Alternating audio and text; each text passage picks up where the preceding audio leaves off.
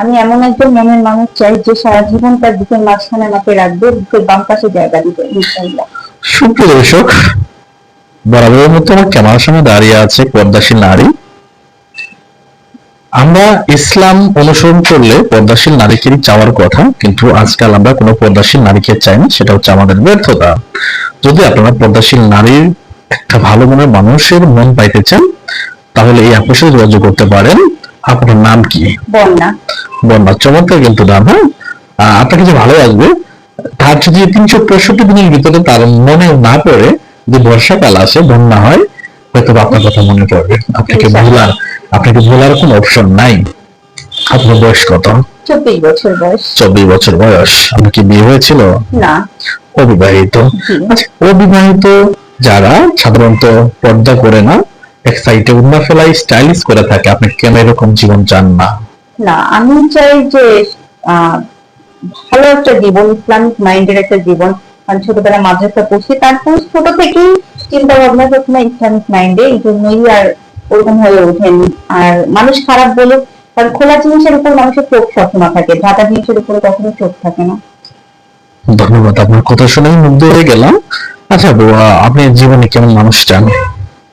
একজন সুদর্শন নীতিবান একজন মানুষ চাই, ভালো, যে আমার সবসময় ভালোবাসবে, ভালো রাখবে। প্রথমেই তো বললাম যে যার বুকের মাঝখানে আমাকে জায়গাটা দিবে। থ্যাংক ইউ আপু, দোয়া করি এরকম মানুষ একজন পান। আর অনেক সময় দেখা যায় বেশি এবং বিদেশি বাইরের দ্বিতীয় বউ প্রয়োজন। আপনার কোনো আপত্তি না, আছে? আমার তাতে কোনো আপত্তি নেই। যদি কোনো সন্তান থাকে, আপনার কোনো আপত্তি আছে? না, আপত্তি নেই। যদি বলি যে এতিমের মা হতে হবে?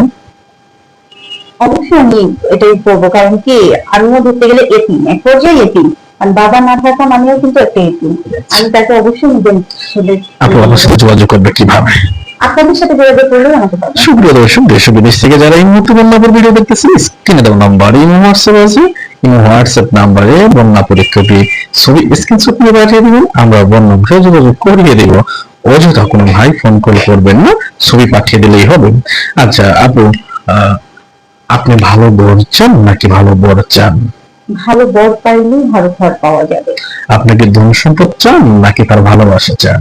ভালোবাসা চাই, ভালোবাসা থাকলে সবকিছু হবে। সবকিছু হবে।